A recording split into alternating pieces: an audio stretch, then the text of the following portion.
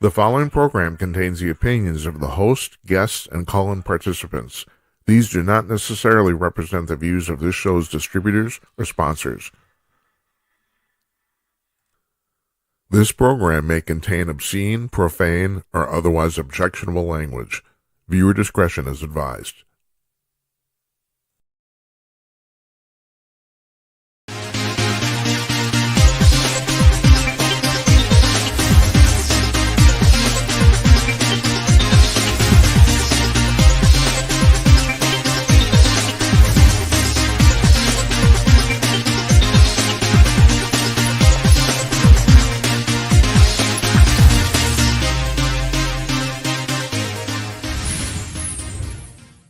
Hey, greetings from Minneapolis, everybody. Come to your cordless. It's Wednesday night, October 29th, 2025. It's 9:01 on the East Coast of the United States, 6:01 p.m. on the West Coast, and here where I'm sitting in Northeast Minneapolis, it's 8:01 p.m. Central Time. I am Jim Peters, and welcome to another edition of Jim Peters at Night. This is episode number 288. Mark your scorecards. Therell be a test someday. And I'm just sitting here, and they're playing the theme music, and I'm dancing in my chair. That's what I do. I kind of move my buttocks around. You don't want to hear about it, do you? No, no, you don't. You don't. And if I'm right, I think our 300th show. Well, I know it's going to be the week before Thanksgiving, but I think it's going to be our last show before Thanksgiving on Thursday, whatever that is, the 20th or something. I don't know. I can't remember. 300, man. God knows. How the hell did that happen? Our guest tonight is JOE Wolverton. He's a constitutional law scholar and a prolific author. He's written 5 books. We taped this afternoon. He's a really interesting guy. And you know, I've said this like last night, and keep saying this. I first of all, Kimberly, who books our show, God bless her. This woman, she's brilliant. These guests we have, they're just absolutely fantastic. They're just incredible. I can't thank her enough. Joe is a very, very interesting guy. He's got a lot to say about the Constitution, about the direction of the country, and how things are going. And I think you'll enjoy this. Now, you see the bottom of the screen here, little ticker. See that? We're taking calls tonight, open phones, after the interview. So that we're going to play the interview, and then after that, we're opening the phone lines. The phone number is 325 call Jim. That's 325-225-5546. We have not been opening the phone lines lately a lot because frankly our shows have been stuffed full of stuff, and I don't like to go longer than 90 minutes, even though sometimes we do. But yeah, so at any rate, we got the phone lines on. You call in if you want. I'm talking about any and all subjects. Everything's open. Anything you want to talk about. I don't like to, if you read, if you study talk radio or read the trade publications, they're constantly talking about things to pitch to your listeners for call-in subjects. I don't even want that. Just call in and talk about whatever you want. Here's the deal. You're the guest. I have guests on the show. I'm an interviewer. That's what I do. So you want to be interviewed? Call in and I'll interview you. Okay? Sound good? I know our friend I think is going to call in. He's a regular caller here. He texted me last night. Yeah, but any and all comers, man. We're good. So, yeah. And so tomorrow night, Nils Grivet, we have a double show, double, as they say. I don't know why I find that funny. I don't. I have no idea. I'm just a racist son of a bitch, I think. Well, which is not good because I'm a first generation American and my parents are foreigners, so that's not a really good thing, is it? No. We got a double show tomorrow. Nels Grevelius is joining us. He's the Los Angeles private investigator, and I think he's going to set a record here. This is going to be the 3rd time we've talked to him, I think, in a month. Well, actually, we talked to him about 3 weeks ago, if I'm right, and then this last Monday, we ran his rerun of that show in our best of because we did not do a show. So he's going to come on. We're talking specifically about the Louvre heist in Paris, where they stole the crown jewels, about how they pulled that off.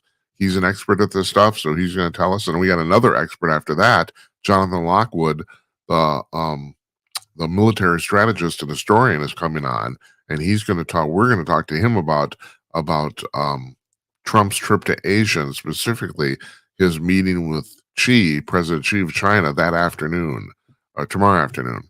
So, yeah, that should be really interesting too. Now, if you've never heard Jonathan, Jonathan has written 2 books. One of them they use at West Point as a textbook. That's how smart this guy is. Former Army colonel. He's like, Jack Keane is on Fox News all the time. Well, he's our Jack Keane. That's why I look at this. So anytime anything's going on in any military or global diplomatic aspect, we have him on. So he knows a lot. And I like people who know a lot. I like that. So now the deal is the phone lines aren't open yet. We'll open the phone lines as soon as the interview is finished. And with that, further ado, in 12 seconds, here's Joel Worvelton. Stay tuned.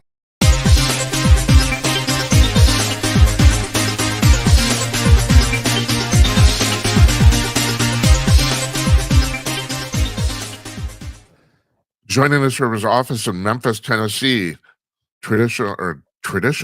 distinguished author and scholar, Joe Wolverton.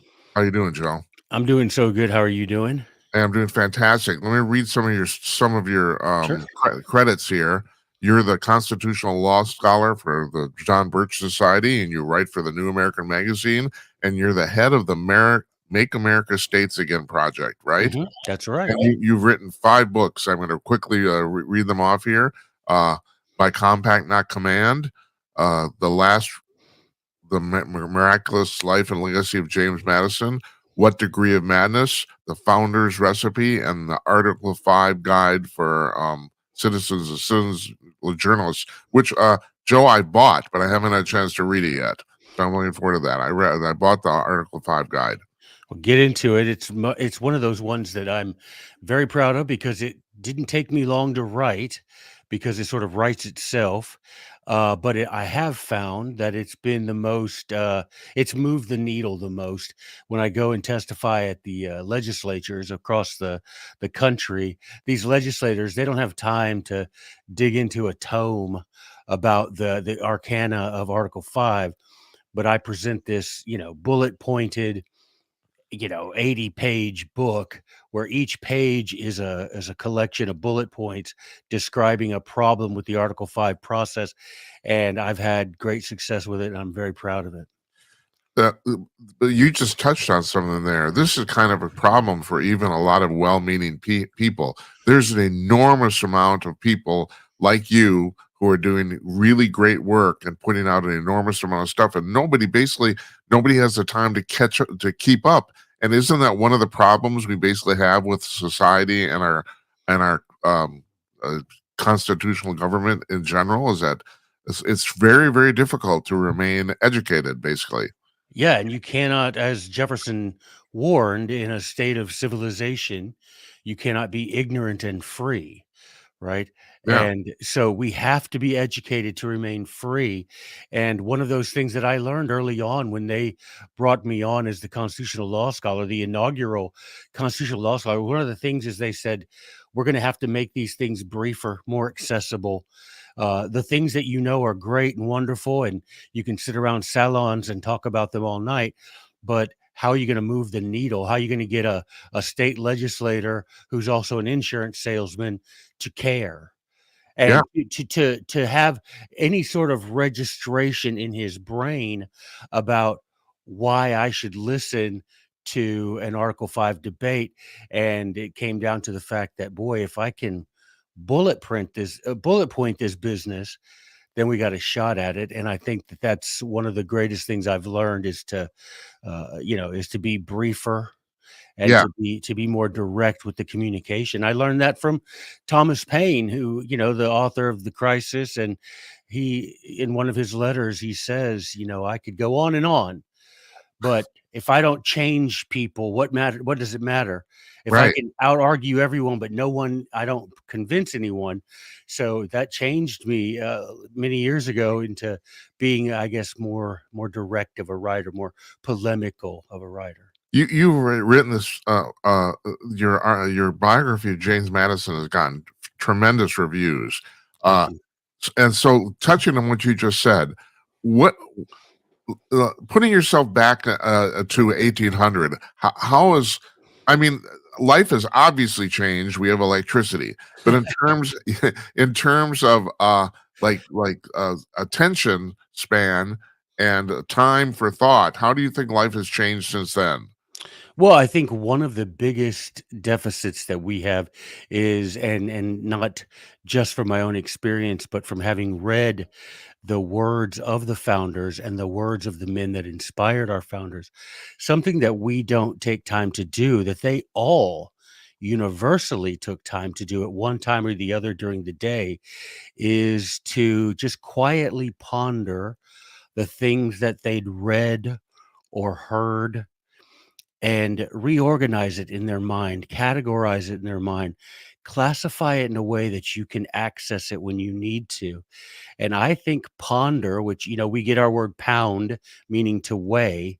I Uh-huh. think if we take the time, if every one of us would take 15 minutes at the end of the day and take, one of these little books that we all, carry around with us, it seems like, and at the end of that day, just ponder and really think about those things. We'd have an increase in personal insight that would clear up a lot of the confusion that we seem to have. And I think it would also help us be better communicators, because we have to communicate with ourselves first. And I think if you can sit at the end of the day and say, all right, Joey, what I read this today in the Aeneid, what was he talking about? Why does that matter to me?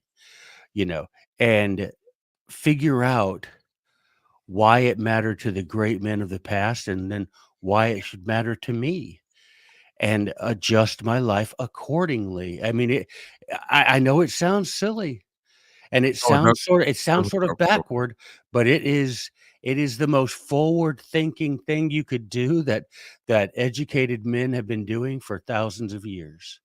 We're just too damn distracted now, Joe. Right. Exactly. I mean, I don't. I'm just going to interject my opinion here. Uh, I I can make a legitimate claim to being one of the developers of social media, and I have to admit I regret my involvement. I think in the long run, it's done more harm than good, and that's saying the fact that there are a lot of good things about it. There are, Mhm. but say we just not, people have become addicted to the dopamine hit of their phones, That's and true. no one, now this is really interesting too, or it is to me. I don't know if you'll find it interesting. I went to a dinner party last weekend, about 16 people, all highly educated. But we're talking about politics, and besides the fact that I disagree with most, I live in Minneapolis, one of the most liberal places in the Mhm. United States. I disagree with many of my peers. And besides that, the real thing I was struck with is that s- too many people have their facts wrong, you know? So now in my business here, it's really easy. And remember, you get a lot of attention by literally spewing literal bullshit. What do we do about that? Is there Well, something to do? no, I think the only thing to do is, first of all, realize that there is no reward. This is something that, if you read, there's uh, an article written called "The Independent Whig," written in 1721 by John Trenchard. And he's basically, I'll paraphrase it to make it easy. He says, there's no reward for trying to convince knuckleheads that they're knuckleheads.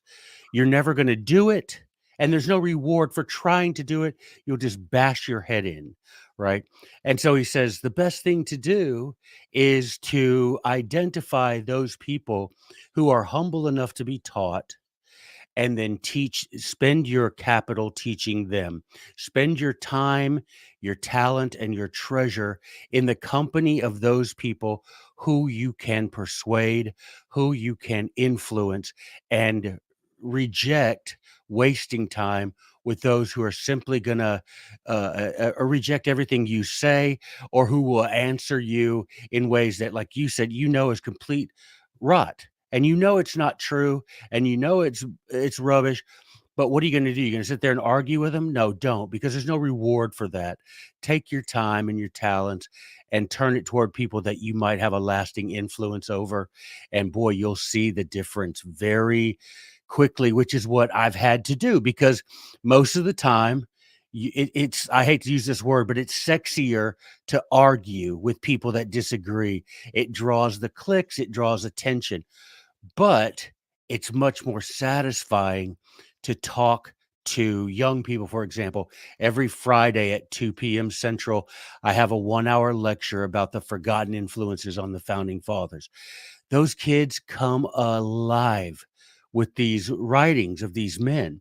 And that's satisfying to me, as opposed to I could sit here and argue with some raging liberal about how they're wrong about this, that, or the other.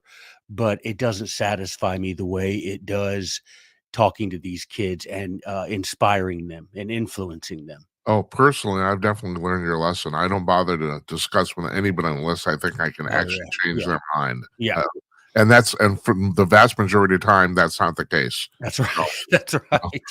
no, there's very few people. I mean, my former CEO when I was an editor called Bill O'Reilly my boyfriend because I agree with him so much. Oh my But goodness. Bill says very, he says all the time, people believe what they want to believe, and that's very true. There's It nothing is. more around. There's nothing more around that, getting And around it's good to inspire people, if you find people that are like-minded, but they lack maybe some intellectual depth, some gravitas, help them, give them a little bit of information, tell them, direct them toward a book to read or an article to read, give them a little help in their efforts to increase their ability to argue their side. I think that's a great way to kind of do kill two birds with one stone. it. One, you're educating, and two, you're helping someone feel more accomplished and feel abler to argue our side. I was reading a blurb about your book on James Madison. How did we get so goddamn lucky that to get all these guys together? And getting back to just what you were saying, they did not all necessarily agree with each other most of the time either, Mhm. but they managed to basically slog this out and come up with this unbelievable form of government. And you said, or at least the blurb said for your Madison book that Madison actually looked back at former forms of government like the Roman Empire and decide and the idea was to not do the shit that went wrong, basically, right? Yep, So, that's exactly right. yeah, so how did was this just divine providence? Did we just get lucky? Yeah, I think it definitely was the best blood of the 18th century. I think God had his hand in it. There's very little doubt in my mind that James Madison and Washington and all of those men, Jefferson, James Wilson, they were all sent at about the same time for the same purpose, and that was to establish a place where we could have religious liberty, where we could worship according to the dictates of our conscience, and where we could be free from tyranny. And of course, it had to be redeemed through the shedding of blood, which they were willing to do and did. And I think we just got fortunate in that way. But I would say that if you were to ask them why this happened, they would say, well, because we did the heavy lifting, because they were coroners, if you will, looking back on the lifeless bodies of self-governing societies of the past and saying, what killed these self-governing societies, and let's inoculate our own society against contracting those same diseases. And they tried their best. You had people like Patrick Henry, who said, regardless of what happens, we're going to lose our virtue when we gain wealth. And he was right, you know. And I think Mr. Madison knew that, and his colleagues knew that, but they also believed that we could fight for it. And I don't think that we've lost that fight. I mean, I do believe that liberty once lost is lost forever, but I don't believe we've lost it forever, because I do believe there is a growing groundswell in this country of not only religious revivalism, but a sense of, we noblesse oblige. We owe something to each other, right? We owe something to preserve this great heritage that we've been given by our founding fathers. And we can't just continually expect to drink water out of wells we didn't dig and eat the fruit of trees we didn't plant. We've got to get busy ourselves cleaning the wells, digging the wells, planting the trees, nourishing those trees, and pruning the trees, to be honest, to get that fruit nice and juicy like it needs to be, so that we can do.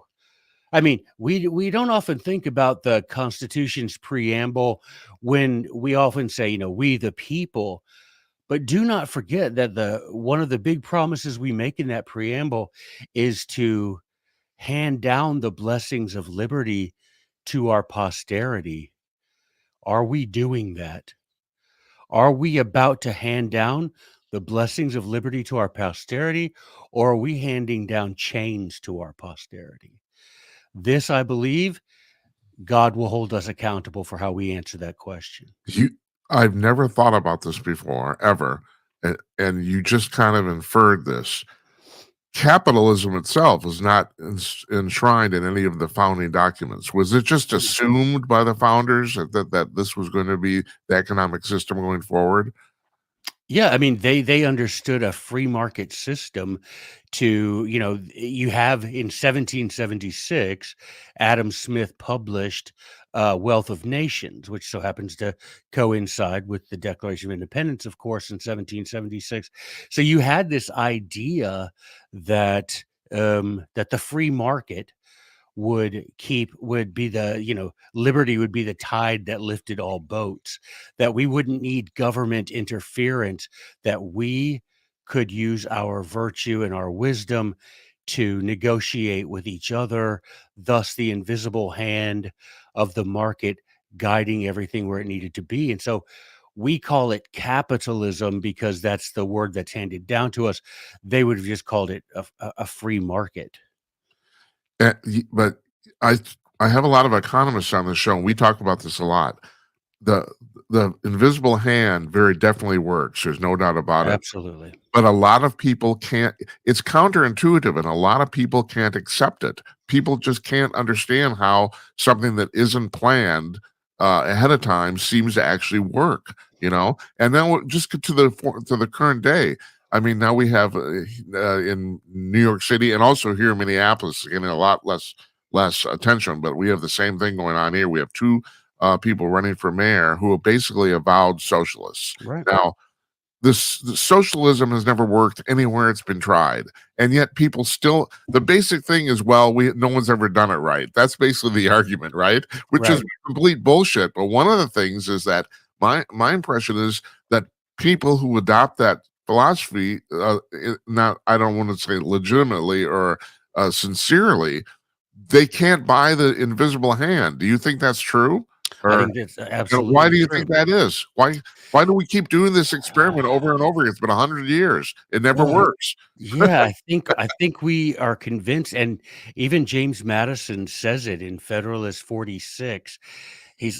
We convince ourselves that we're gonna be different this time. Yeah, We're gonna be the ones that are able to do it this time, not socialism in his case, but talking in the case of socialists, they really think that we're gonna be able to be the ones to do it because but what do they base this on? There's no history to base this on. right. There's no There is. economics to base it on.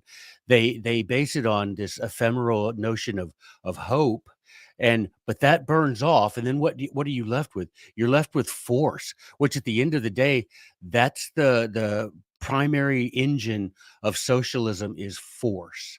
Well, You're Joe, the thing forced to do with these things. Marxism is that it makes it on paper, it makes great sense. That's Mhm. the thing. You read this and you think, "Oh, that's Yeah, fine." yeah. The thing is, in practice, it doesn't work. That's the problem, and no one seems to understand that in any other way. I don't know. I would hope that we'd be able to understand it from, it's like, what's that saying? Experience is the worst schoolmaster. You want to learn from someone else's mistakes, not from your own. Yeah. And I'm hopeful that we don't have to learn many more times that socialism is a dead end, Well, literally. the reason I brought this up is you were talking about, forgive me, who was it? That Adam said Smith. that said that basically, our wealth will become, Oh, Patrick Henry. Yeah. yeah, right, and the thing is, I mean, has that happened? I mean, I think one of the problems here is we have become so wealthy as a society, we take it for granted. Yeah, I think that we do take wealth for granted. I mean, I think there's so many things that I talked about this the other day with someone is, if my, I don't know, great grandfather wanted tomatoes for dinner, why he had to go out to the garden and hope there were tomatoes on the plant and cut them and all of this. And before that, he had to go out to the garden and prune and dig about Yeah, and nourish. I just go to Kroger and the effort well, I mean, you know what I mean? Yeah, no, The I know. effort it takes to have 1 tomato and 100, to me, is the same amount of effort. Uh-huh. That would be mind-blowing a few generations ago, Yeah. that's the same amount of effort to do that, and so I think, yeah, we've become very lazy, we've become very accustomed to everything being right at hand, to not having to work for anything, and so, yeah, I think our wealth has created a lassitude and has created a lack of virtue in that we think that we can get something for nothing and we can get it quickly, whereas previous generations knew that hard work was required for anything worthwhile. The really terrible things, you don't have to go back that far to Right, right. see that. I Yeah. mean, we've the world and not of course, not everybody does, but the world has only basically had enough food for the last 80 years. Right, Before right. that, virtually everybody did I not have enough food. Yeah, I remember telling I gave a lecture to a class of 14-year-olds at a high school in Arizona, and I'm like, "You realize that 90% of kids your age around the world right now are either in a field or a factory, Yeah, and you're sitting in an air-conditioned room listening to me prattle on about the Greeks or something, and most kids your age are in a field or a factory." And you're complaining. This is who we are. You're yeah, complaining that you're in, this is in Phoenix. I'm like, it's 106 outside. It's 75 in here. And you're complaining, but you're not being dangled by your heels into a cobalt mine. right, or you're not chained to a desk Right. manufacturing shoes. Right, Precisely. yeah. But we don't think about it like that. We don't think about it like that. We Is just there think about, is there an antidote to thinking this way? I think hard work. I think that every generation we have an opportunity to teach our children the value of hard work. So I think, it's incremental. It's like one of the heroes of our founding fathers named Henry Vane the Younger. He would always say, it's a generation work. You've got to realize this ain't going to happen overnight, but generation after generation, you can retrain the human mind to appreciate hard work and the the nobility that comes from hard work. And so I think that's our mission in front of us, is to take this next generation, help them realize that, that piece of glass in their pocket is not the end all be all of joy and hope. That there is dirt out there to get under your fingers.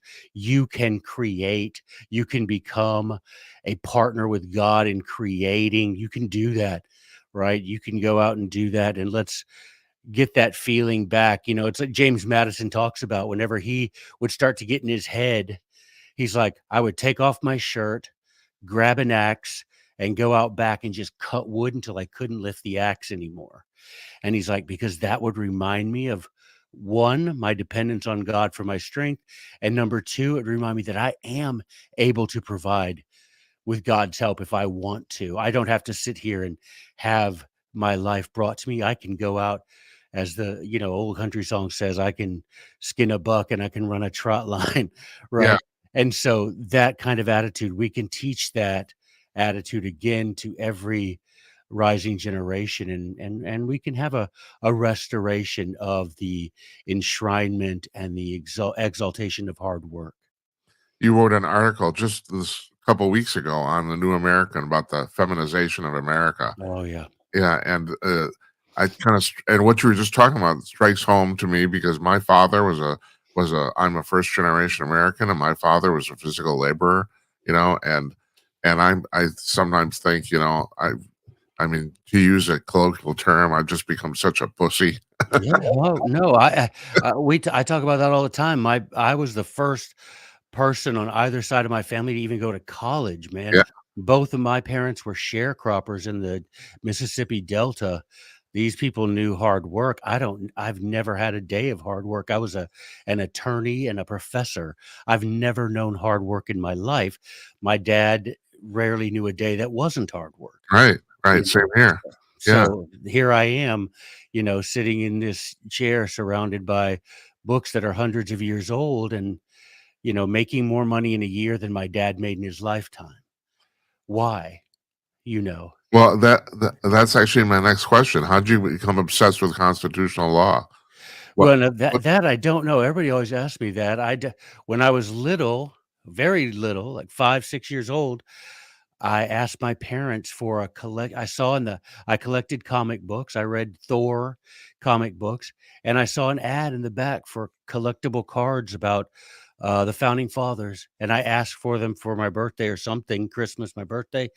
Got them and never stopped being fascinated by all things constitutional. I remember in 2nd grade, I won some award for my constitutional law essay that I wrote, and just always have had a fascination and a fondness for it and felt close to those men, and I think, ultimately, the gratitude that I feel not only for what they accomplished, but the way they accomplished it and the way they just got on with their business impressed me, and, yeah, so I've always been interested in that pursuit, and I was blessed beyond anything I deserve to have a job where I get to do those things for a living that feed my soul because so many people don't.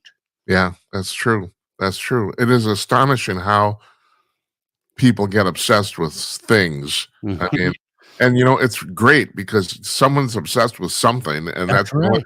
that's the only thing that matters. Doesn't matter what it is. I love that, and I love that so much. One of my best friends is a crazy, incredible musician, and I couldn't play my way out of a bag, but I can appreciate it, and so, yeah, I love it. Be obsessed with your thing and do your thing better than everybody else, Yeah, that's what I tell my nieces and nephews that same thing. It's like, just get obsessed with something. It doesn't matter. Precisely. Get It doesn't obsessed matter with it. what it is.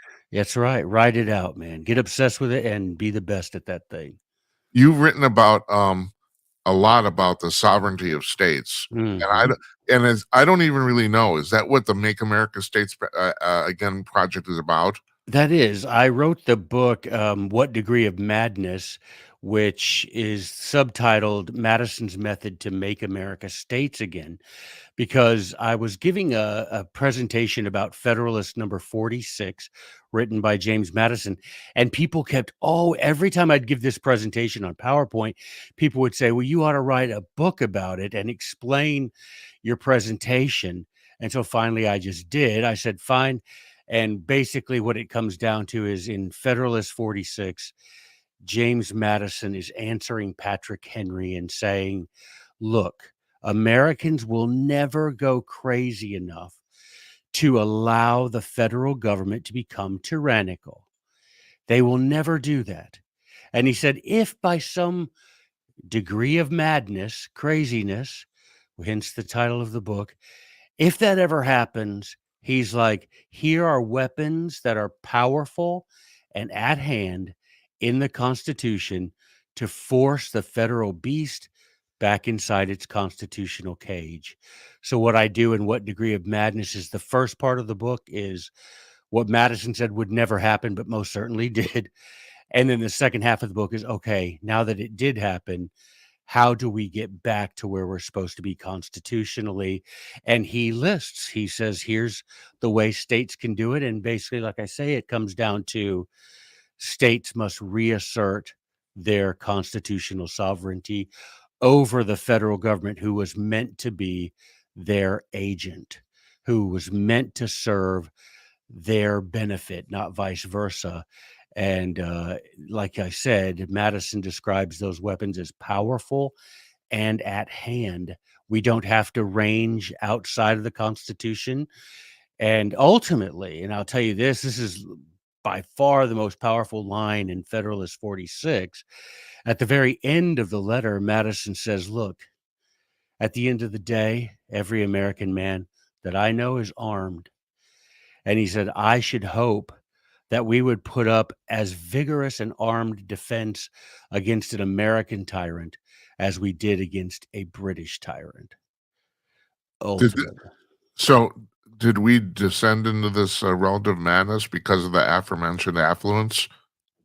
I think we descended into it. No, I think affluence, no. I think the first step was um, allowing Marxism to gain control of education.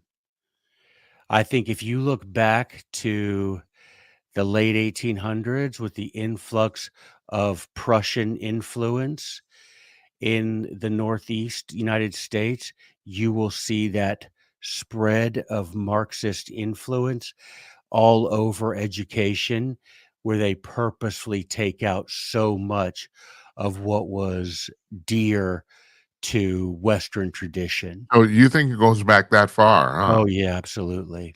I think if you and I wanna do a book about this, but heaven knows there's, not enough time, but, I wanna do a collection of all the speeches of the politicians who were promoting federal and state, even state departments of education. You would not believe the express motivation. Some of these people out loud saying, "We're doing this so as to break the hold of Christianity over the minds of American young people.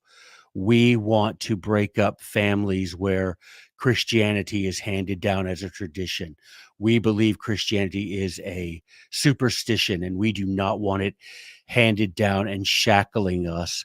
And so, in other words, and in order to break those shackles, we need to put secular organizations in control of education. It's really shocking when you go and read them. Well, in some ways, these people are still being Oh, 100%. overt about it. That's right.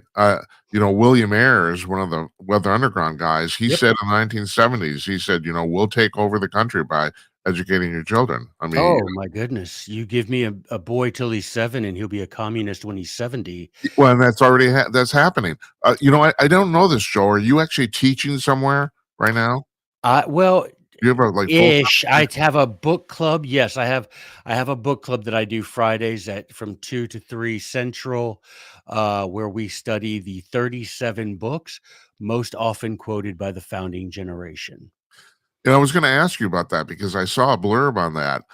Like, Yeah. give us an example of somebody that the founding fathers like revered and followed a lot that we don't even know anymore. Algernon Sidney. Yeah, This is yeah, a I yeah, don't know that name. this is a man they called the Apostle of Liberty. This is a man who, when he was 14, John Adams was so moved by the story of his martyrdom that John Adams wrote a eulogy for Sidney. Sidney was executed in 1683, right? But he's a name that's been completely forgotten.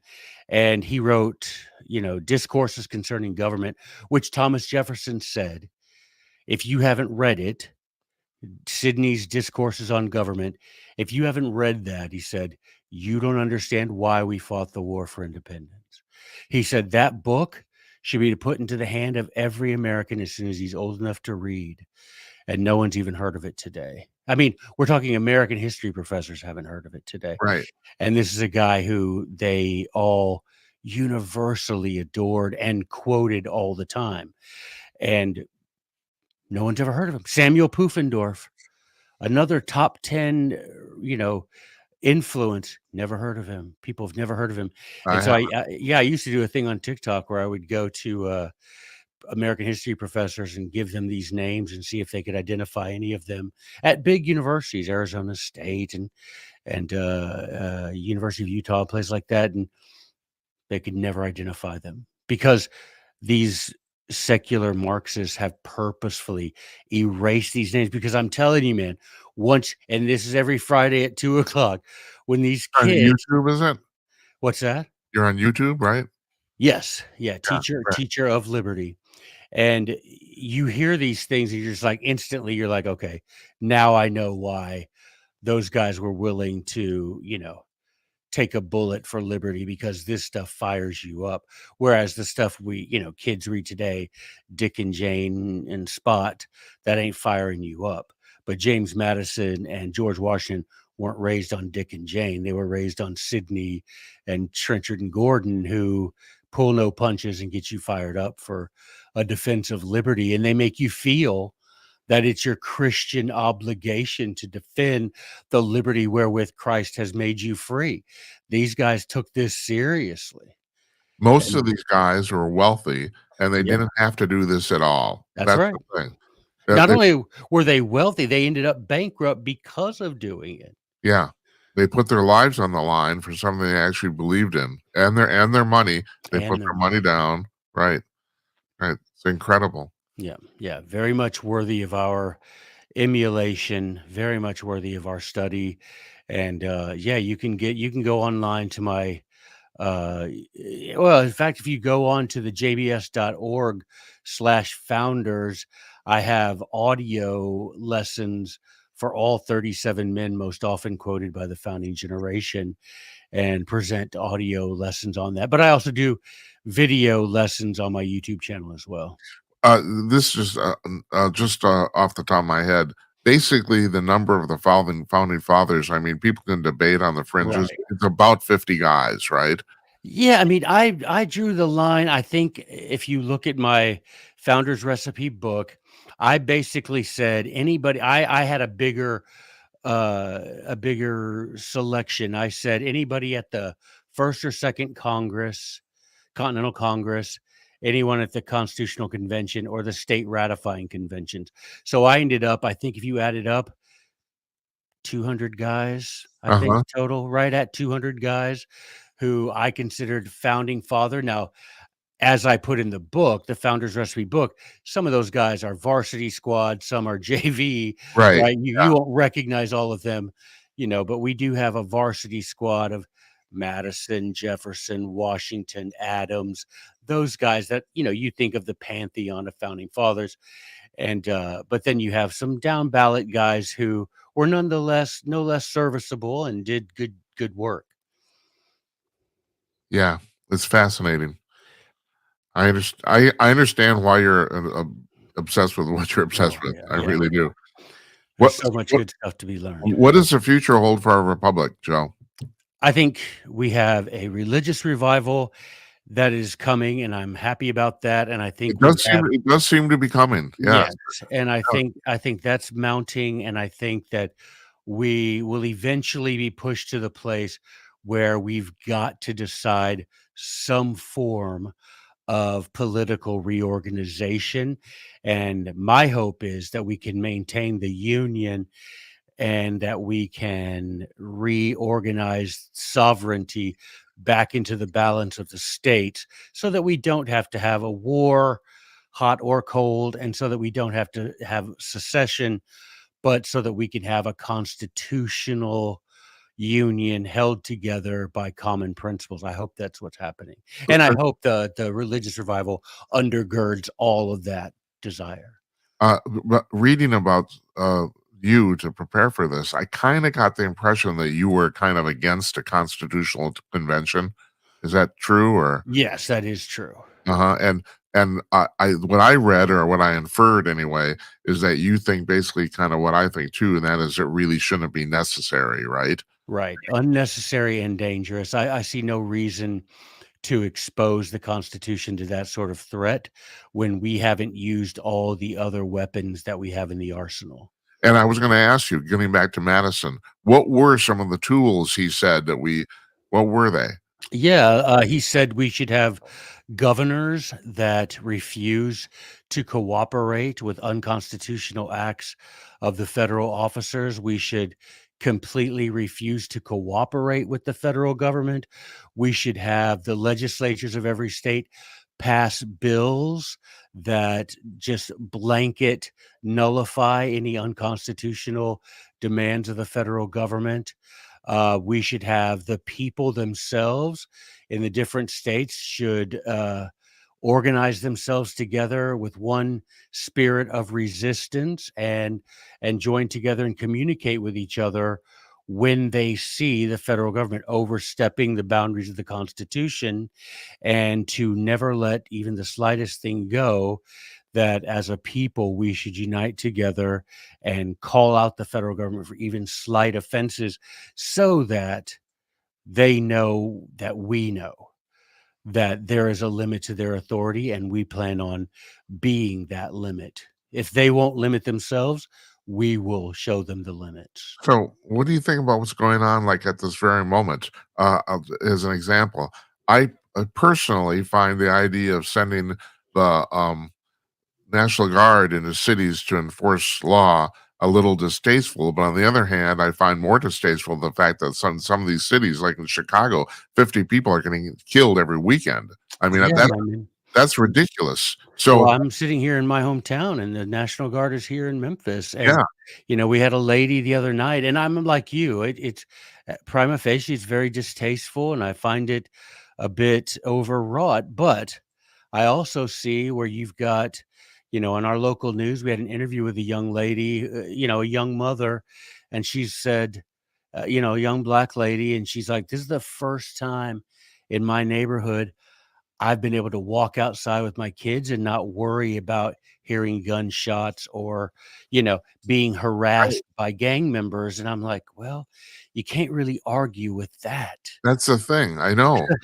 There's a pragmatism to some of this that you just can't argue with, even though maybe and then even the same thing with the Trump administration bombing these, narco boats, now they're in international waters. I understand that you know the law way better than I do. There's a distinct possibility that this is illegal, but on the other hand, every one of those boats is killing fentanyl that's going to kill dozens of Americans at the minimum, and so you wonder, well, geez, it's a war, isn't it? I don't know. It's like these are modern problems. Yeah, we don't have a what would you say, a vocabulary adequate. And I think that comes all the way back around to how we started the conversation, to education. Yeah, We don't know how to talk about these things in an educated way because we've never been put in a position where we're allowed to do that. You have to have instant feedback. You have to have a sound bite. You can't sit around and just you and I discuss on, well, is that illegal? You and I could discuss this till the cows came home. Is it illegal? Is it pragmatic? Is it wise? And that would be a great discussion to have. But at the end of the day, like you say, did I just make it harder for fentanyl to enter the United States? Yes or no? yeah, That it comes down to that, doesn't it? Because fentanyl is killing people. You right. go you go to these towns and it's a Zombieville, That's right. I you know what know? the last statistic I saw is 100,000 people in America die of fentanyl overdose There's every so year, and the majority of them don't even know they're taking fentanyl, you know? no idea that they're not even taking fentanyl, but that it's cut with concrete, and they have no idea that they're taking little half concrete, half fentanyl pills and would have no way of and that's the thing, you cannot protect yourself, and we can't protect you because the only way to do it is to blow these psychos out of the water, and then we have to sit and have a negotiation about, well, is that constitutionally right? And there are discussions we could have. I mean, I would encourage you read an article I wrote several years ago about missing the mark, MARQUE, and it's all about letters of marque and reprisal, something we don't even talk about that's in the Constitution, that the Congress has power to issue letters of marque and reprisal where you can essentially say to private people, "Hey, why don't you do this for us?" As a private organization, it's in the Constitution, a letter of marque, and if we use those, boy, but again, having that discussion is really hard when I have 7 seconds on TikTok to convince you that Yeah, right. I know. I know. This interview is gonna be put on TikTok, in 2-minute segments, and there you thousands go. of people will watch it, but only 2 minutes at a time. That's right, and then someone will say that to me. Someone's like, "How did you end up saying?" "Yeah, dude, I was on there for an hour. I saw it. It was only like 2 minutes long." Okay. Yeah. Well, that's the thing, unfortunately, it's like 2 minutes is better than nothing, I guess. I don't know, I mean, it depends on the right word in the right ear, you know what I mean? It's like Right. somebody that might hear it and be like, "Hey, that makes sense. What is a letter of marque and reprisal? I wanna look that up." Yeah, I've never heard of this before. Yeah, Thank you. yeah, okay, yeah, You've educated me today. I yeah, appreciate it. I re and yeah, Joe, seriously, thank you very much for this yeah, discussion. I hope you'll yeah, come back, and God bless you for what anytime, you're doing. It's and like it's same a to slog. you. It's a slog, it's like what you're fighting the good fight, and it's not easy. Well, we're fighting together, brother. I appreciate the opportunity to get the word out there for real. Thank you. We'll All see you right. soon. Okay. Yes, sir.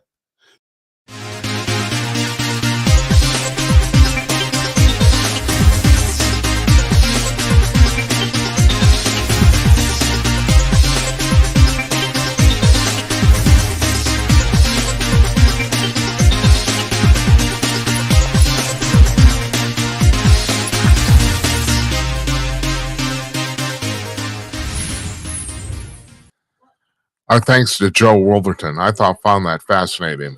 You know, did you know that there was something in the Constitution about letters of marque and reprisal? I did not know that. I didn't. It's just cool to learn stuff.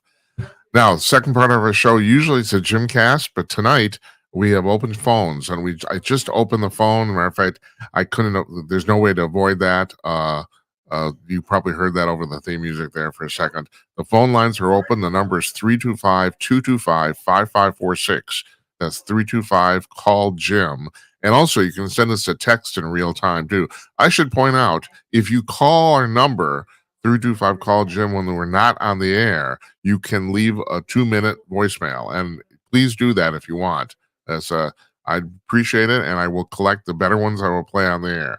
Right now, also we have the text messaging open in real time. That number's that's also on the bottom here too, right there.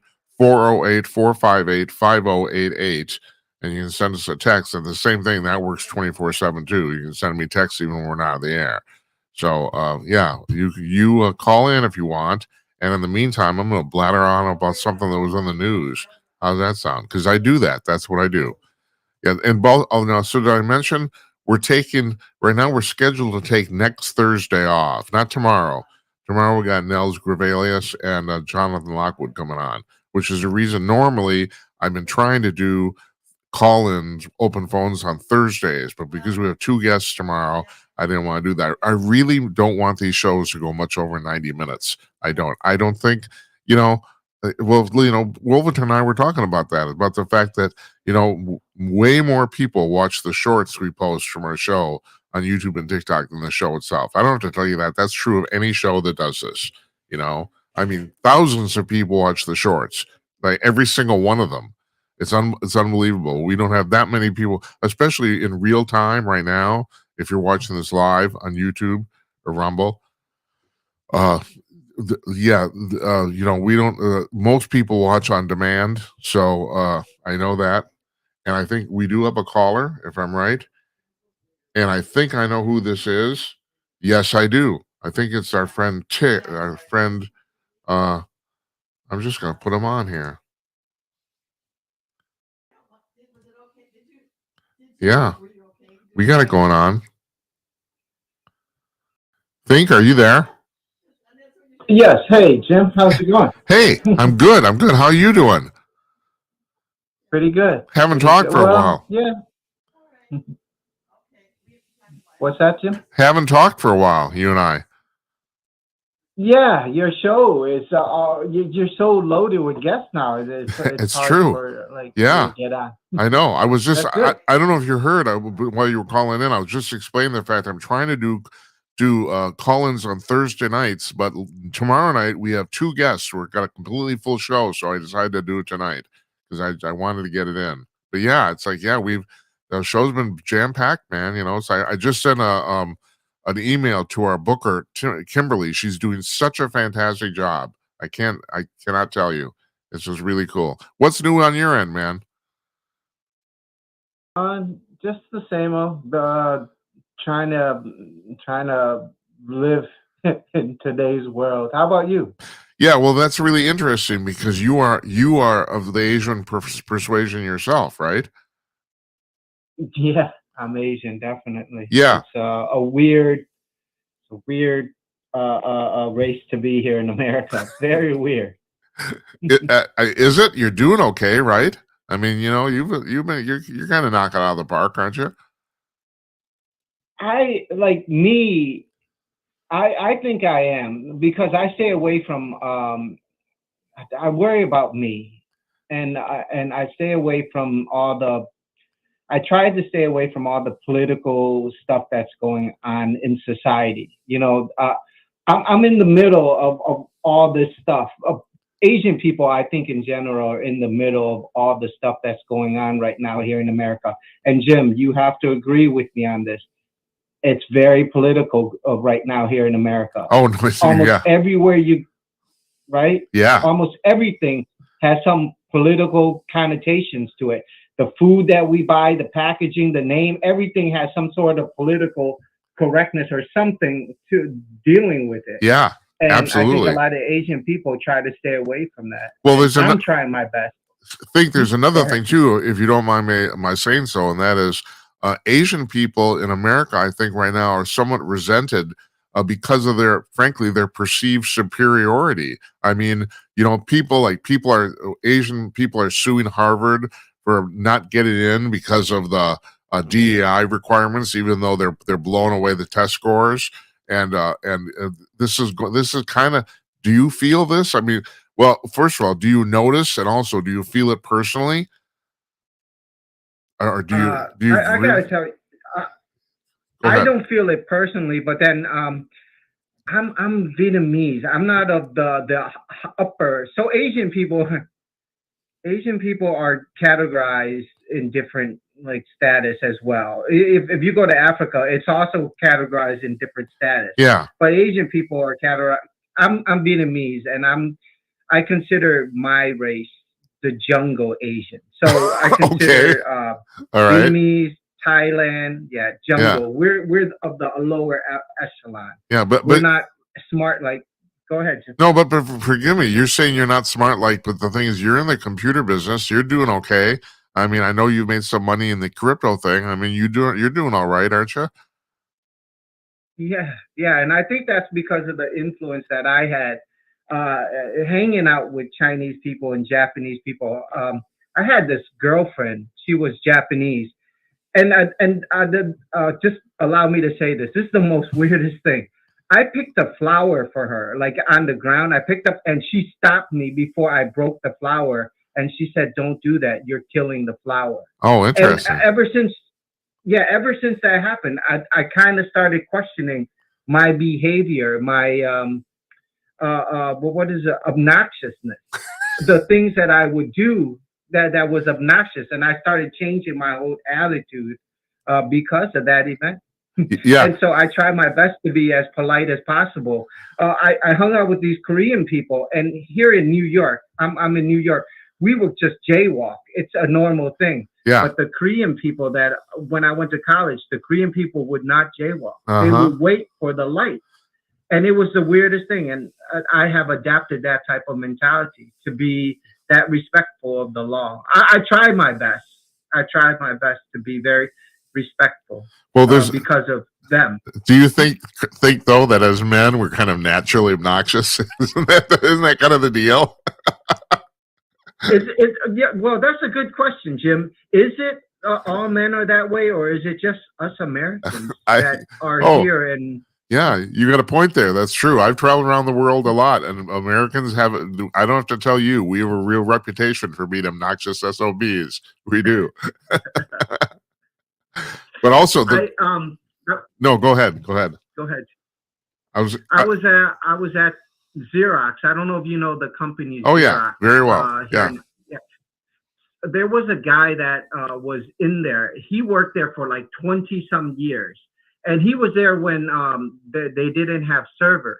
He works in a server room, and anyway, he said that he works with people from India right now, and they always disrespect him because in his mind he thinks that they think of him as a stupid American. Uh-huh.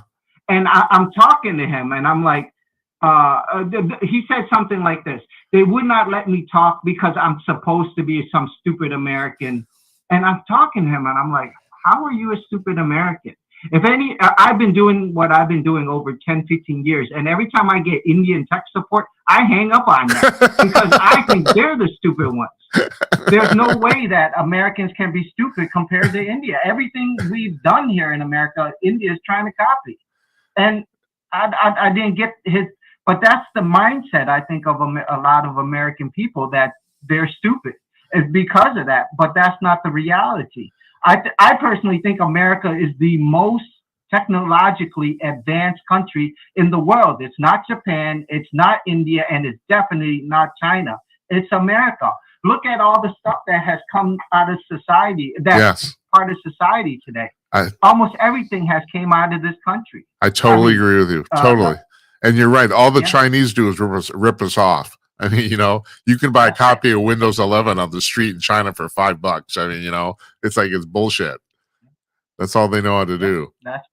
But there's two ways to look at that too. I totally agree with you on the thing about the fact that we're the most technologically advanced society on Earth, and also the fact that like people in your see, the reason I brought this up thing is because you being in the computer industry and what you've done.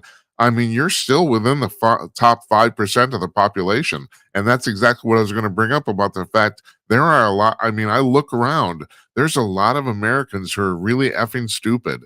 I mean, there really are. And it's like, there are a lot of people in America who can't seem to do anything. Don't you think? No pun intended. Well, yeah, is it though? I guess it's the circle. Maybe it's because the circle of people I'm around. I'm consistently around super intelligent, like you, Jim. I talk to you. You're a super intelligent guy yourself. Oh, and I'm around so many people similar to you that it's like I do understand that there's a lower class group of people. I do know that, but I am not around them enough to differentiate. Right. A number. Is it that many people here in America? I think so. And that's actually my point. Most of us, who live in a certain bubble of our own world, and we don't really see other people. But I go out a lot, and I'm walking around and stuff, and I don't know. I've had exposure to a lot of different classes of people, and there's a lot of Americans who just don't impress me. I was telling my wife this just a couple of years ago. My wife owns her own business, very successful. I said, you realize that even just within income, let alone education, you're in the top 2% of earners in the United States. And she had a hard time believing that. It's just kind of like you're saying, it's normal for you and it's normal for her, but it's really actually not normal. Think it isn't. I mean, most people don't do anything. I hate to say it, but it's true. Okay. Yeah. Maybe. Yeah. Maybe. I have a liberal friend that she's going through some issues right now. She went to the food bank the other day to get some food. I'm like, well, why did you go to the food bank? I mean, she's going through some issues. So I guess there is. Maybe I'm just not paying attention to it. I have this mindset. Somebody told me this before, Jim, and tell me if I'm correct for saying this, that if you want to be rich, don't hang out with poor people. Is that a good way I guess. I hate to say it, but I think there might be some logic to that. That might be true. It's like, I don't know if I wouldn't say so much rich people and poor people as I would successful people and people who don't do anything. That's the way I would put it. Successful people who do stuff, think differently than people who don't do stuff. I've noticed that for sure. I don't know, and usually, go ahead. No, Jim, go ahead. I was going to say, usually that equates to income. Not always, but usually, and I do think that's true. People who do a lot of stuff think differently than people that don't. Okay, yeah.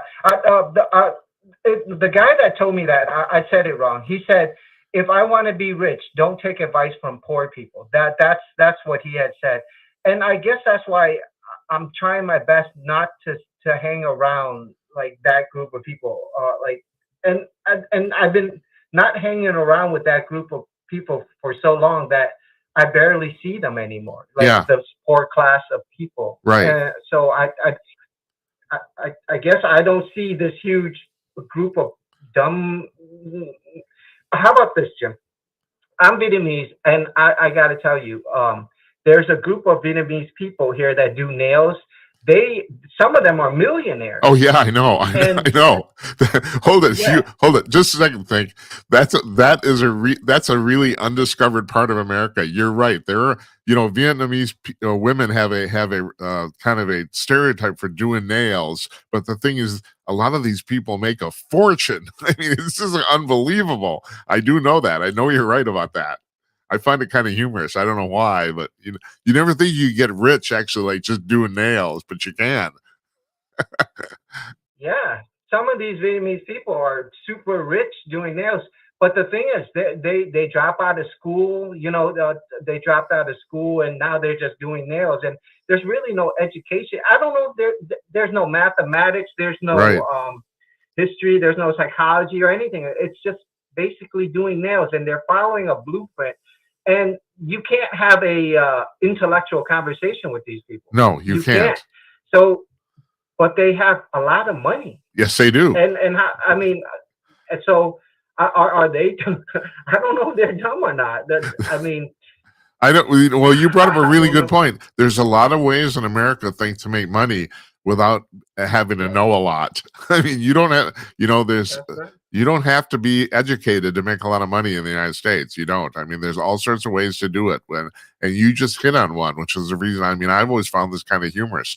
But this thing about the stereotypical Vietnamese woman who does nails, has a nail shop, and makes a fortune. I mean, that's almost like a joke now. It's like a stereotype, But I know that exists. I got one down the street here. It's like my friend said, I said, "What do you want for your birthday?" And she says, "Oh, get me a gift certificate to Golden Nails." So I went in there, and it's like this place is packed with people, just packed. I mean, it's not small either. I mean, it's not a small salon, and it's like and I'm just thinking, holy God! I'm just thinking they're like printing money in the basement. It's unbelievable. $50 to get your nails done. I mean, okay, what does that take? It's half an hour of one person's time. Christ, it adds up quick. Shit. yeah, my liberal friend, she went to get her nails done. She's on welfare, and she went and got her nails done, and she spent I asked her how much, and she said that she spent like $100, and she tipped them $20. Yeah. And I'm like, you spent $120 on nails? Like, what the hell? Like, it's crazy. But to me, what this group of Vietnamese people that do nails is like this. Imagine the most ghetto people, like the ghettoest people, and then suddenly giving them hundreds of thousands of dollars. Yeah, that's right. Yeah, I know. That's how I see them. You're right. Well, that's what it is. You're absolutely right. I mean, yeah. That's exactly. Yeah. My friend said that I used to go to this pool house. So there was a bunch of these Vietnamese people that were there that own nail salons. And they got together, and out of nowhere, they decided to go on a camping trip. And Yeah. they got kicked out of the camping ground because they were so damn ghetto. They were making all these noise and throwing food everywhere. And so the campground kicked them out. How do you get kicked out of a campground? I don't know. That's really funny. Yeah. Oh my God. I don't know how you get kicked out of a campground. I really don't know how you do that. Hey, were you a pool hustler? Did you do a lot of hustling? I had a friend of mine who made really good money doing that. I could have, Jim. I could have, but I was taught by really good pool players, and the number one rule I was told was not to play for money. If I ever wanted to be good, according to the person that taught me, was to never play for money. Because when you play for money or when you try to hustle people, you get scared of doing certain shots. You always go for the sure win, and you don't take chances. Huh, and interesting. They told me not to hustle, not to play for money. That way you get to experience more, you get to take more chances and learn more shots. Were you rated? That's what I don't hustle. Were you rated? Did you have a international rating? Well, if so, I play this type of pool called carom. It's only 3 balls and there's no pockets. Right. But I did play 8 ball and 9 ball, and I forgot what my rating is, but it's close to amateur. Very, very close. Very, very close. Yeah, I had a friend of mine. I'm not amateur. Go ahead. Go ahead, Jim. No, you go ahead. No, go ahead. My friend, I, he played billiards, and he was rated. I think he was rated like something like 492 or something in the worldwide, which just getting rated is actually pretty good. But he, getting back to the thing about the Indian people, if you don't want my saying so, it's terrible. I'm telling racist jokes, but still. So he went on the billiards tour for a while, and he said he was often paired with this Indian guy who was a medical doctor from India, and he said the guy said I know, I'm sorry, this is like gross, but I'm going to tell this anyway because I started, and he says he said, well, my Indian friend said, yeah, he was feeling really good that day because he had a complete bowel evacuation. That's the way he put it. And I could just imagine some Indian guy saying, I had a complete bowel evacuation. So I'm sorry. I find that I'm a stupid man. I find that funny. It's just like, whatever. All right. That got lost. India is a India is a disgusting country. Every time I see videos of India, I'm disgusted. Have you been there? They have. Have you been there? No, I have. Oh no, hell no, hell no. Two countries I will not go to. One is Egypt. The other one is India. Oh, why? Hold it. Why Egypt? Why Egypt? Egypt is one of the most corrupt countries that, according to all the YouTube videos that I've seen, is one of the most corrupt countries out there.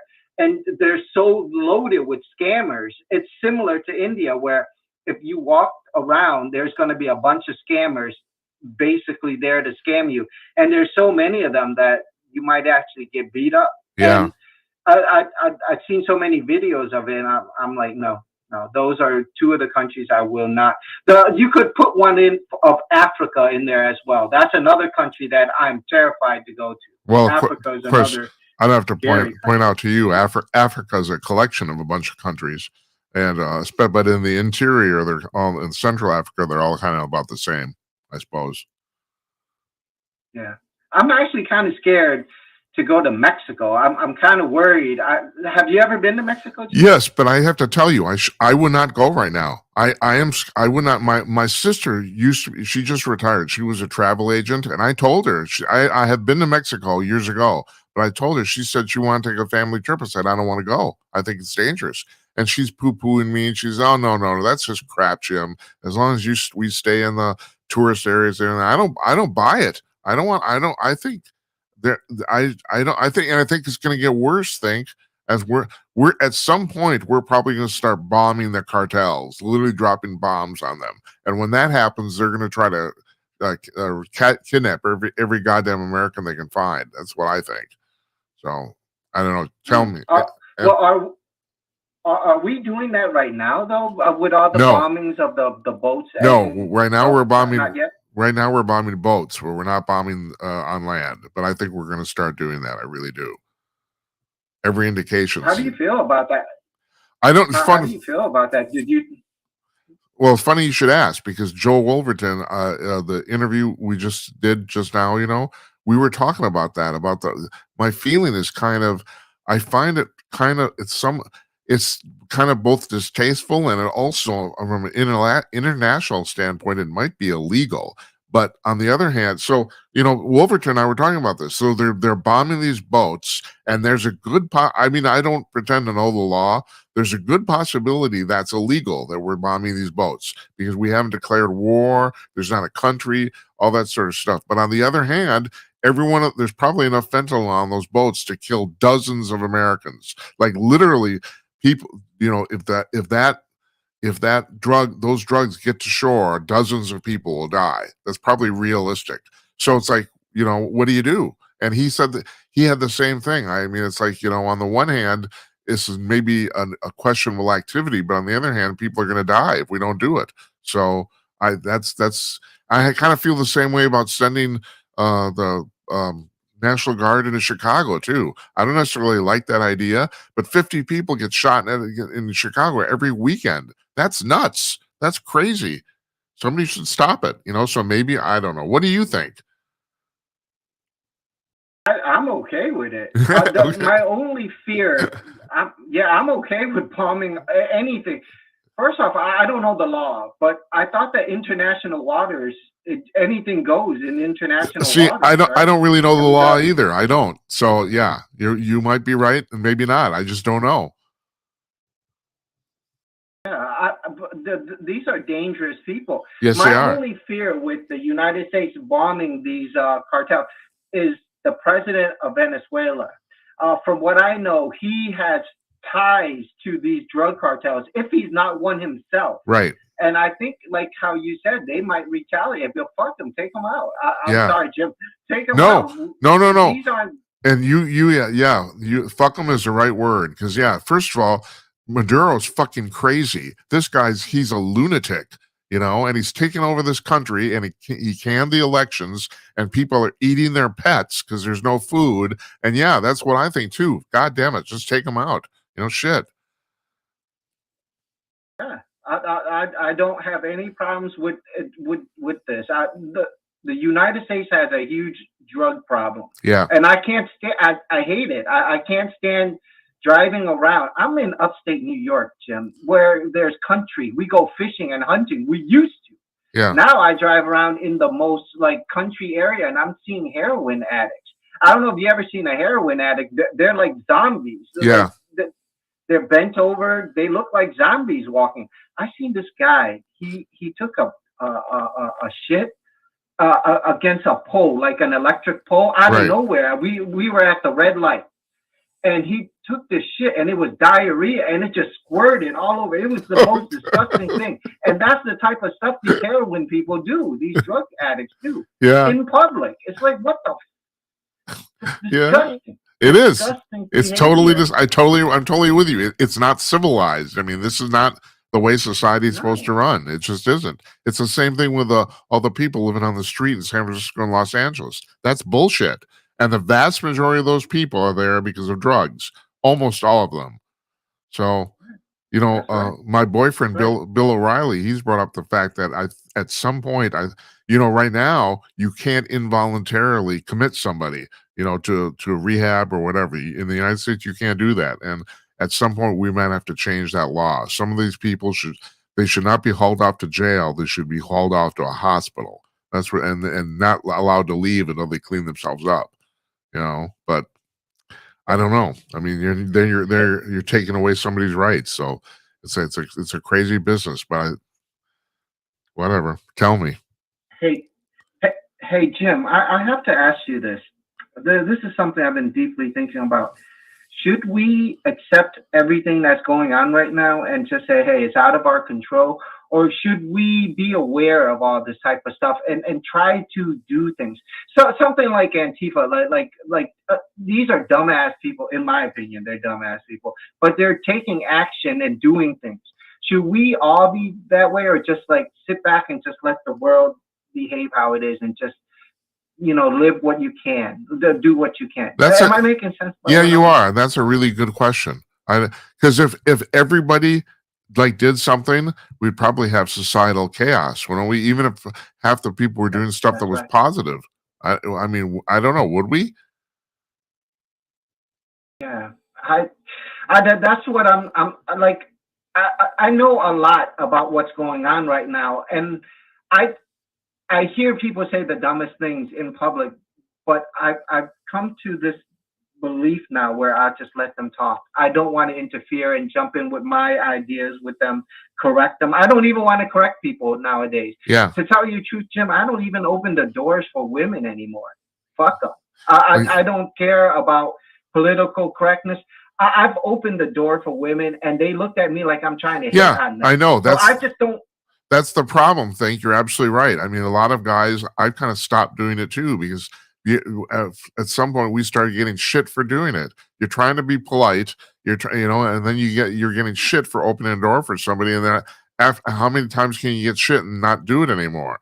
I mean, I totally understand where you're coming from. I do.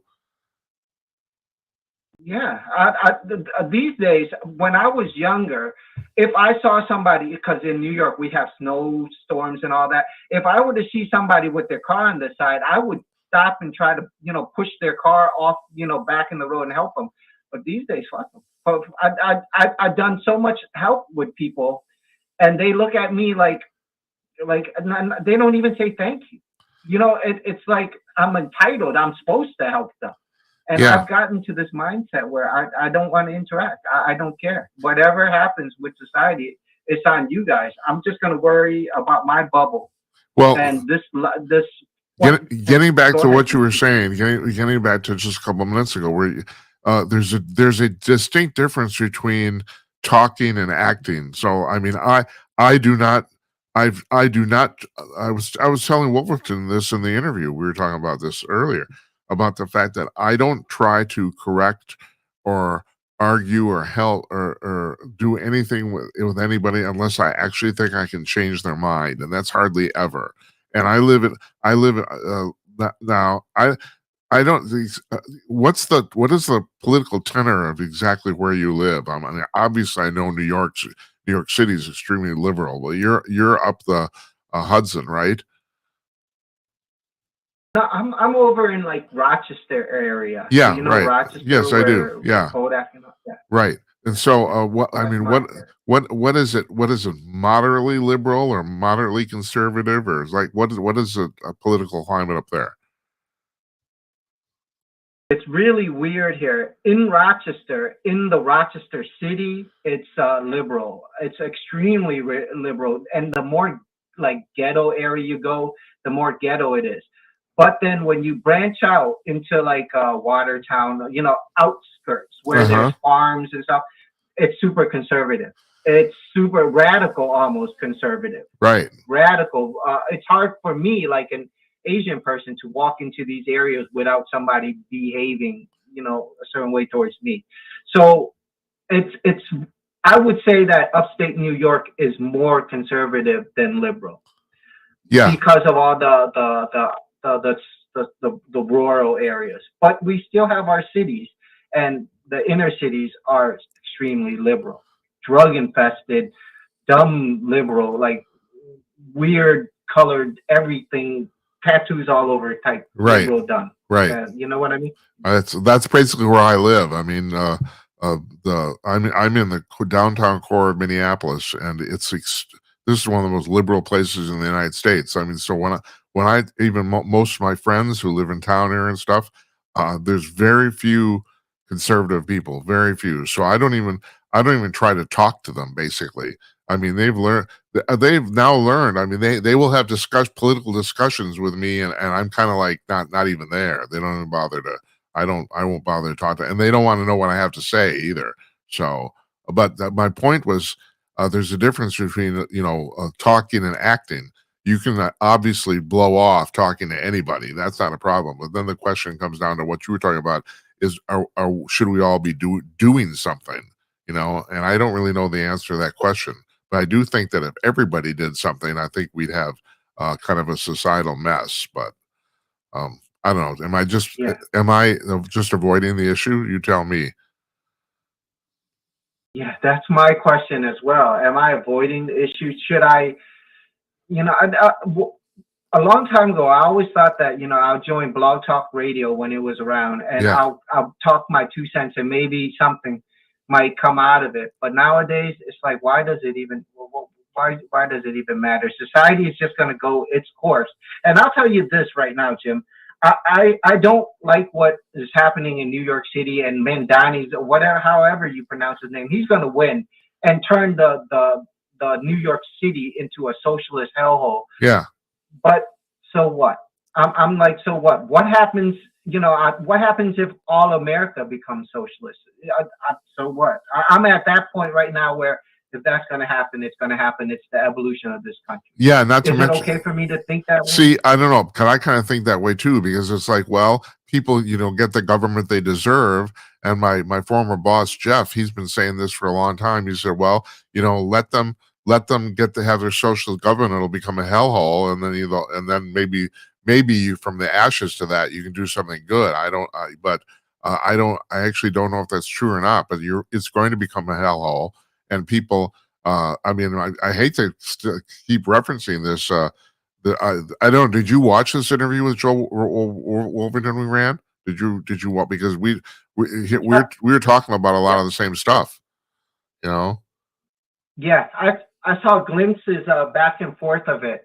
Yeah. I like, how did you get some of your guests? He seems like he's a law person, right? Yes. He's an attorney. Constitutional law scholar. Yeah. Yeah. I think he's an attorney, but he Yeah. doesn't practice. Yeah. I think. Yeah. I get, now I have this woman helping me book. She's doing fantastic. It's like a godsend. Uh, she's just hitting it out of the park. So, I mean, and I've told you this, and I've talked about this before. Booking guests for the show is the single hardest part about doing it. It is. So, and then we're doing it and you were talking about like being on Blog Talk Radio. So, we were on Blog Talk Radio for the longest time. Basically, we closed that place up, but us and a bunch of other people.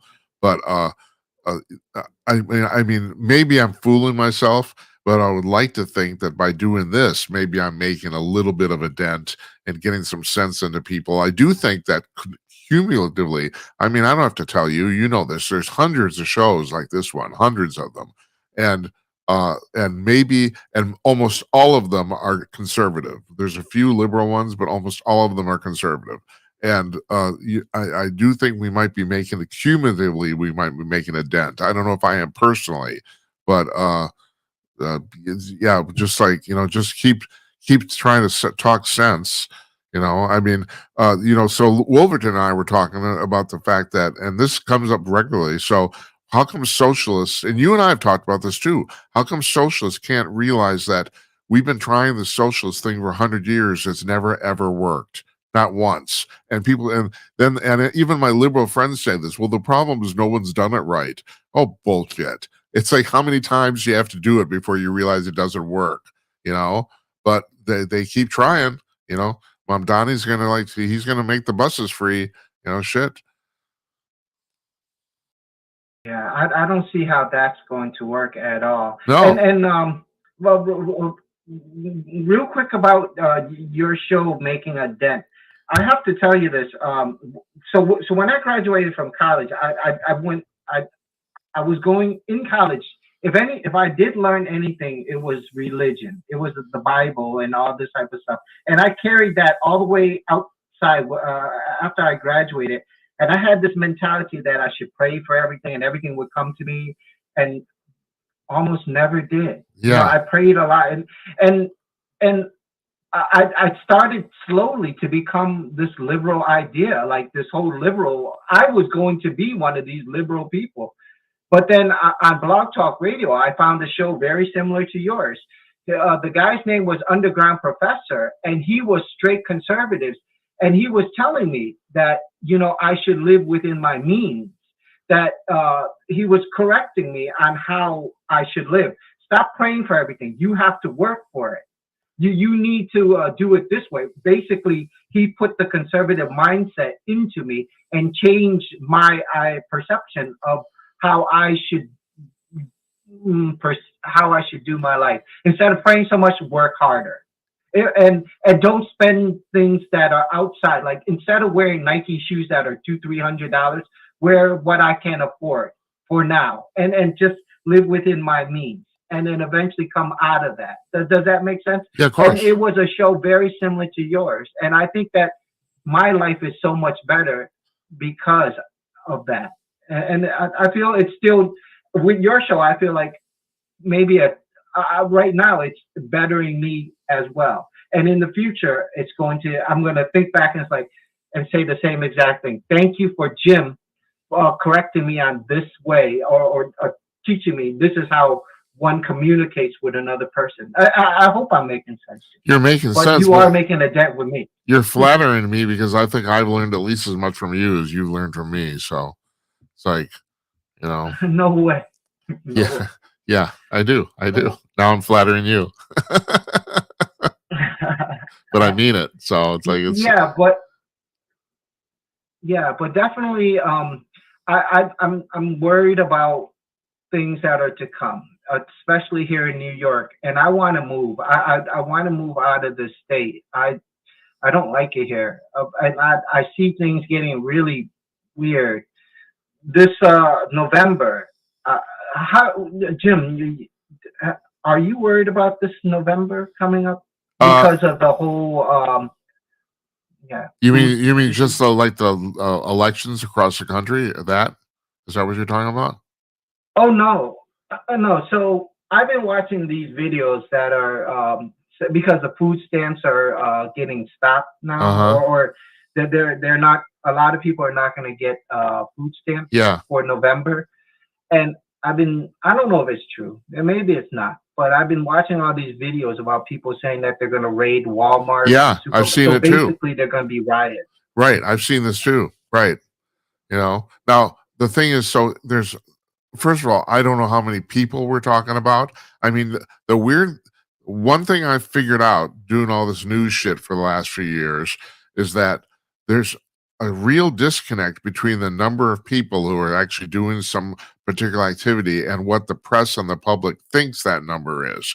I mean, a good example is these No Kings protests. Okay, 3 million people went out, but they're doing those protests specifically to try to convince the rest of the public that they're in the majority, and they're not even close. Those 3 million people are in a huge minority. And so it's same thing with, now I know the thing with the TikTok videos about these people saying they're going to go out and start looting. That's not necessarily organized, but I don't know how many people that actually is. I think the real point you're trying to bring up here is the fact there's a lot of people who think that maybe the country is headed toward, if not a real civil war, then at least what you'd call a cold civil war, you know. And I gotta admit, I could see that happening. I can. The liberals do not Yeah. understand. Liberals don't understand conservatives at all. They think we're evil. I mean, that's a whole old quote from Charles Krauthammer, but it's really right, where he said conservatives think liberals are wrong. Liberals think conservatives are evil, and they do. They don't. They do not understand. They don't. And the weird thing is, conversely, maybe it's because they jam it down our throats. I think we understand them just fine. I don't think there's any problem with that at all. We totally disagree, but we understand them. But they literally don't understand conservative people. So at some point, I could see. Not to mention the fact that the country seems to be factioning off into red and blue states. You know, so I mean, they're already talking. The blue states are already talking about doing stuff en masse. So what happens then? Then you have do we have a red state country and a blue state country? I mean, I don't. It probably isn't even geographically contiguous, but does it exist? I don't know. It's I I don't know if I don't. You asked if I was worried. I don't know if I'm worried or maybe not yet, but I could see some. I don't think that stuff's unrealistic. I think it could happen. I have to tell you, Jim, I've been hearing I know that all of us hear the liberals' point of view, right? Like Yeah. conservatives are racist and all this, but we rarely ever hear the conservative side talk back. And I'm slowly starting to hear the conservative side talk back. Yes. People like Nick Fuentes. I'm not a fan of Nick Fuentes. I don't know if you know. Yes, I do. Or not. I do. But he's been on. Okay, yeah, he's been on Alex Jones' show and also Tucker Carlson and a few other shows talking about that the government should be fighting back. Instead of letting these protesters be violent, it's time to really start arresting them. In fact, it's time to start hitting them, like having the police actually fight them back. And not just that, the mayors and governors that are allowing these protesters to behave this way should be arrested. Yes. That's what Nick Fuentes is saying. And they're not, Tucker Carlson and Alex Jones, like, yeah, I agree. It's time to start arresting these mayors. Do you think that? Ahead, I think that. I think they should be arrested. 100%. Yeah. Now, yeah, 100%. You're making a distinction. The one thing about the No Kings protests is that is you had 2,500 different protests, and apparently, with maybe only one or two exceptions, none of them got violent. And I'm okay if you want to go on the street and just protest and stuff. That's fine. But you got to draw a really clear line. If it starts to get violent, just fucking arrest everybody. That's what I think. I don't, this shit that happens like in Portland and stuff, I don't see why the National Guard doesn't come in there like 10,000 strong and literally just arrest everybody on the street. It's just pick them all up. It's bullshit. It's complete bullshit. Right. But yeah, so That's right. And go ahead. yeah, that's right. I agree with you 100%, Jim. And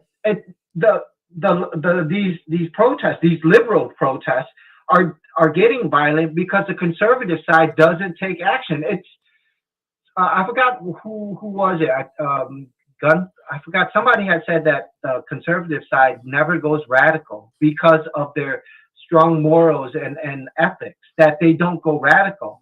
But maybe sometimes I think conservatives need to go radical and start behaving a little bit more aggressively.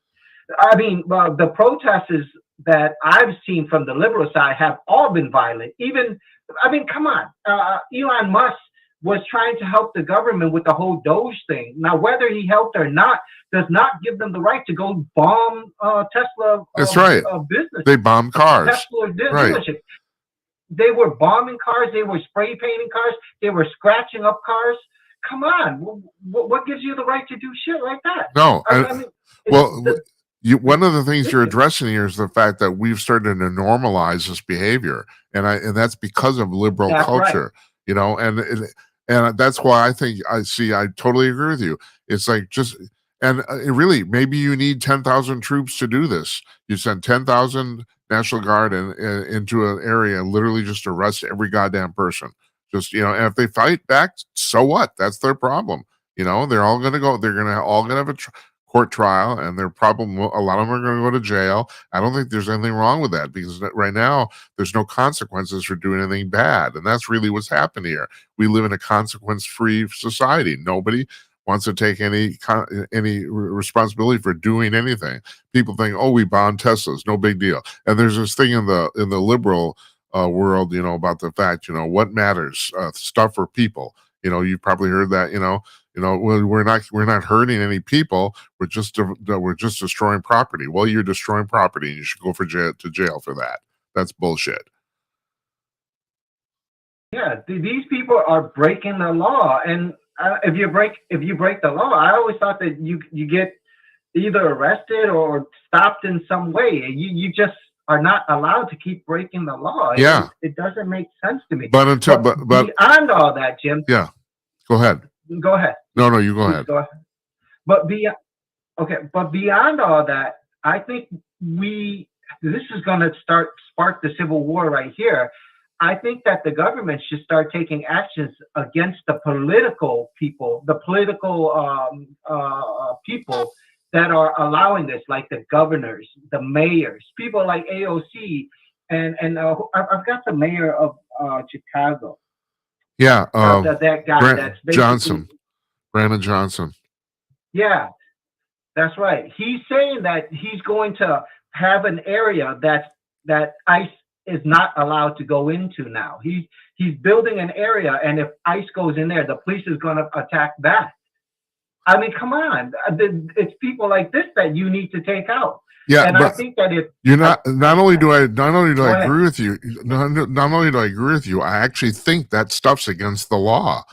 For an elected official to defy the federal government, I think is actually against the law, and that's the reason he should be arrested. He's breaking the law.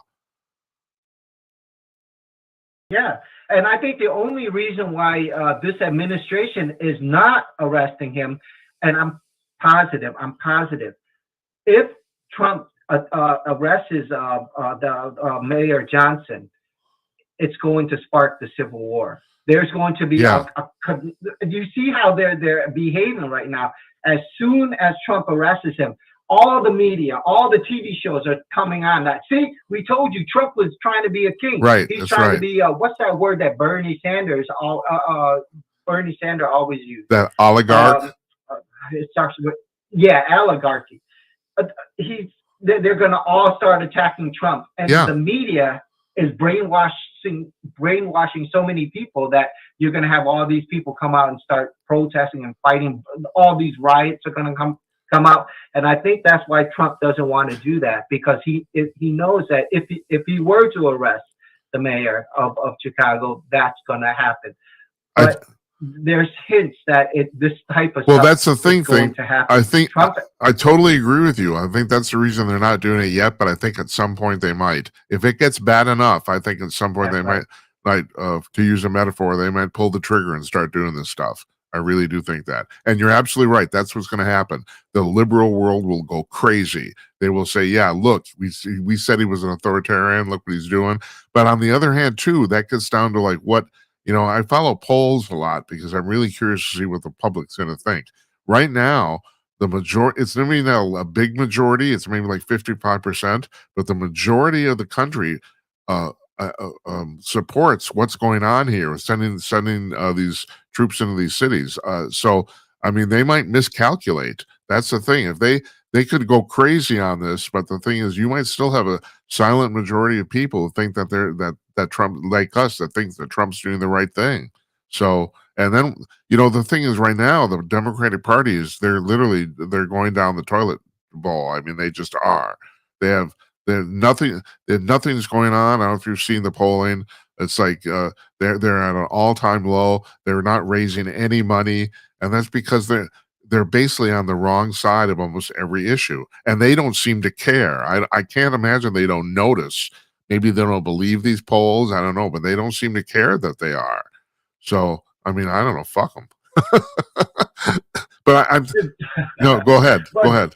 Please go ahead. But so I live in upstate New York, and like I said, all I see is just liberal people always saying bad stuff about Trump. At the gym I go to, in the locker room, everyone always says liberal ideas. Yeah. But is the rest of the world like that? Is the rest of the world like that, or is it like how the polls are saying it, that the majority of Americans don't agree with these liberal ideas? Well, when you say the rest of the world, you're not talking about outside of the United States, are you? Because that's a whole big different deal. I mean, if you're just talking about the inside, within the U.S., I think no. I think the polls are legit. I really do. Now it's funny. I had the same thing. I went to a dinner party. An old friend of mine came back to town this last weekend. About 16 people got together for dinner. And the real amazing thing is, I think I might have talked to them about this on the show a couple of days ago, about the fact it's not just that everyone there, every single person was bashing Trump. About a half of those, I know a lot of people who are self-professed conservatives and Republicans who don't like Trump. That I find this very odd. I mean, about a third of the people at this dinner, I would say, were Republicans, and they're bashing Trump too. I heard nobody say anything positive. I don't know if that's because you're around people want to please people. I don't know, but I found that very, very interesting. I saw even the conservatives are bashing Trump, and I know a lot of people. Hell, there's people come on the show who I know are conservative who don't like Trump, and I just find that and don't like what he's doing. I just find this kind of interesting. I don't know what to make of it. I don't, but I think you're right about the reaction. If they end up actually starting to do that shit, the world will go crazy. And you're right, we might end up with a civil war. But like I said, I think they might miscalculate on how many people are supporting them. They really might. Yeah. I want to wear I want to wear a MAGA shirt, a red shirt that says MAGA on it. And sometimes I want to buy a MAGA hat, but I won't do it because I know that if I were to buy it and wear it, I'm going to get into all kinds of arguments with people that yelling at me and all kinds of stuff. And that's why I say that we are currently living in such a political ideal society right now. Yeah. Everything is political. Yeah. This whole Super Bowl that's coming out, it's got political, the halftime show has got political things on it right now. The food we eat, I mean, everything is such politicalness going on right now, and it makes no sense. Do you think it'll stop when Trump's no longer president? Oh, man, I hope. No. Yeah, well, there's Vance. Yeah. No, I don't think so. I think. How about you? Do you think it's going to stop? I think it might lessen because the thing, I'm really fascinated with Trump as a person because there's a lot of people, and this has always been true, even before he got into politics, who just plain don't like him. And that's the thing. Even among a lot of my conservative friends, they just can't stand him as a person. And I think it starts to affect their political feelings about what's going on. So I don't know. Yeah, go ahead. Why do you think your friends feel that way about Trump? I don't know. I've been trying to figure that out. And it's true. It's true nationwide too. There's a lot of people that just don't like him. I mean, even the latest polling that I've seen people, the Rasmussen or something, they ask about issues and whether they think you're doing a good job. There's a lot of people who think Trump's doing a good job. But the real amazing thing is in that same poll, I saw this maybe about a month ago, they asked him, do you personally like the president? 50% of the people said no. It's like people are now acknowledging that and I think this is a good development, but they're acknowledging the fact that he's doing a good job and still simultaneously saying they don't like him personally. So, but I'm glad that I think it's good. I think it's good that people can separate those things because I don't. There's a lot. I mean, I think George W. Bush is a great guy. Do I want him as a president? No, I think he failed. I just do. So I don't think that's a contradiction. But I just find that there's people who just can't stand him, and it's like So I don't know. I think it might lessen. I mean, right now I can't imagine. We're 5. How long are we? We're 3 years away from the next presidential election. I have a very hard time seeing a Democrat winning. But it'll be really interesting. But yeah, I have to say, I think it might not completely go away, but I think it might lessen just because he's not there. People don't like this guy; they just don't. So I don't know. I think that the programming, man, I'd never realized how powerful the media was in brainwashing everybody until Trump became president. Yeah, I've never seen the media group together, organize themselves into one entity, and just it seems like it was one voice. Right. Trump is a racist. Right. Trump is all this. It was like one. They just all grouped together, and then this is what we're going to push. And I'm telling you, I've never seen it happen until Trump became president. And in my idea, in my belief, I think that the government has been corrupt for so long that we never saw it. And then when Trump became president, and he exposed everything, 100%. I think Trump exposed everything, but I think he almost exposed the head of this demon, or I'm trying to paraphrase the word, but this cabal or this group that has been manipulating society. I think Trump is slowly exposing them. Yes, and they know it, and so that's what. Yeah, right. You're right. That's one of the primary reasons they don't like him. You're absolutely right. They're exposing. I mean, for years, Greg Gutfeld talks about this on his late night show about the fact that there's a whole bunch of stuff we accepted because we were told there's nothing we could do about it, like homelessness, the immigration thing, all sorts. Trump becomes president in January, and within 3 months, the border is completely shut down, and that's never happened before ever. And we were always told, we need new laws, we need more money, blah, blah, blah. And what he exposed is the fact that's not true. It's just that people either didn't want to or couldn't do it, one or the other. They were either incompetent or ideologically opposed, one or the other.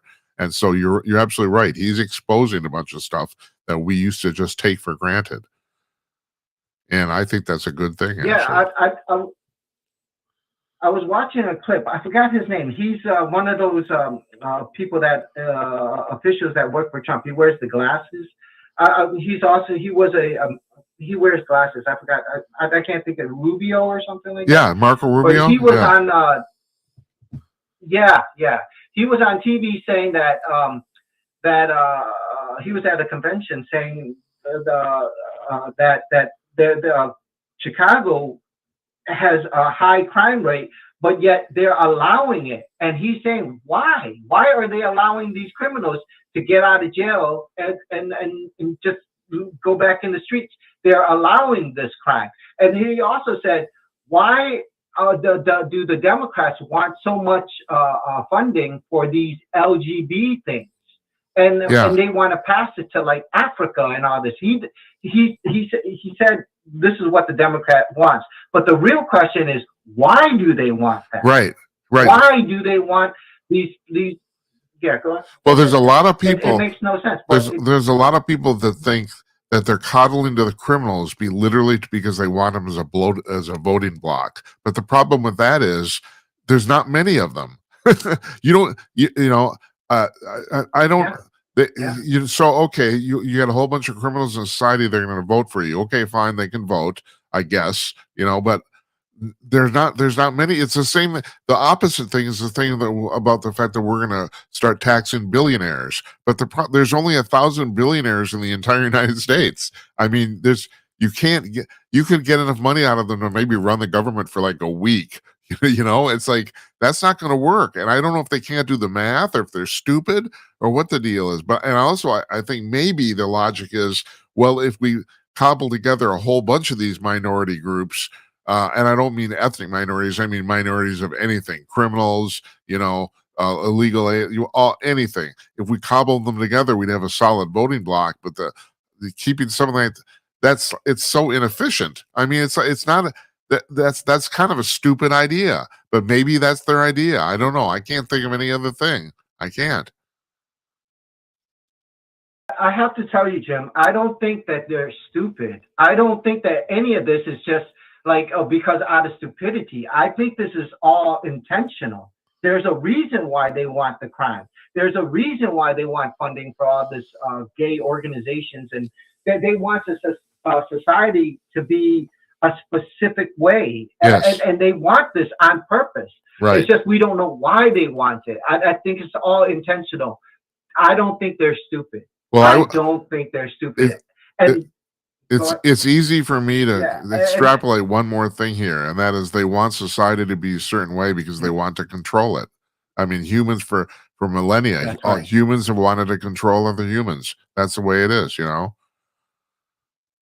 so, and we end up fighting back against the control. That's what we're doing.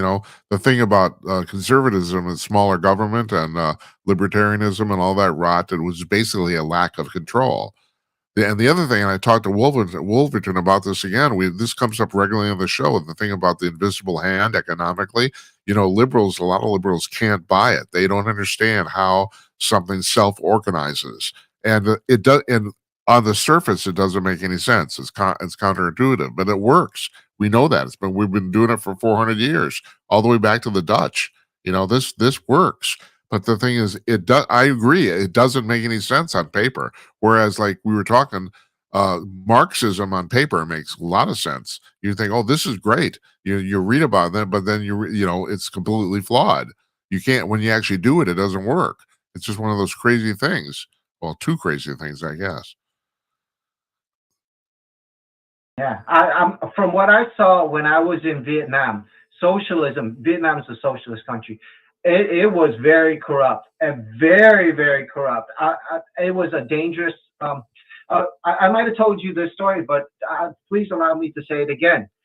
I had a friend, an aunt over there, driving her motorbike, and she was driving on the road, and a city bus driver was drunk, moved over, hit her, and she flipped over. The bike completely damaged. She had somebody in the back of her motorbike that eventually died 2 years later, and the city paid them $300. And that $300 only covered the damages to the bike. Now, if that were to have happened in America, she would have made millions. Yes. And that money would have covered the operation or the medical costs of the other person on her bike, and most likely she would still be alive. But because whatever reason the Vietnam had for just giving her $300 makes no sense to me. And eventually, like I said, the other but that's what a socialist country is. Yeah. And that's what I don't want for this country. Yeah, I don't either. That's I don't either. my fear of it. Think I gotta go. We're about 5 minutes away from 2 hours, so I gotta wrap this up. So I can't thank you enough for calling. I love talking to you. You know that. Keep the thanks for having me on, and it was nice talking to you too, Jim. Good luck. Yeah, thank you. You I'll be listening. keep the faith, my friend. I appreciate it. Thank you. Okay. That's Think calling from Rochester, New York, or around there anyway. Yeah, so yeah, we're 5 minutes away from our 2 hour mark, and we need to wrap this up. So I've explained this before. We can go past 2 hours, and a lot of these shows do, but because of certain arrangements we have with our distributors, it doesn't work out well for us. So that's and besides, seriously, you have more than 2 hours to devote to this? I don't think so. Hell, I don't. So anyway, I want to thank for calling in. Great conversation with him. I want to thank Joe Wolverton. Man, I know a lot of us smart people. I'm a very lucky guy. Like Joe was a great guest too. Tomorrow night we got Nels Grevalius. He's the private detective from Pasadena, California. I love Nels. He's a fantastic guy. He's just really, really interesting. And he's going to tell you, he's a private detective by profession. He's going to talk to us about the Louvre heist of the French crown jewels in Paris. And I guess they've caught these people, all three of them now.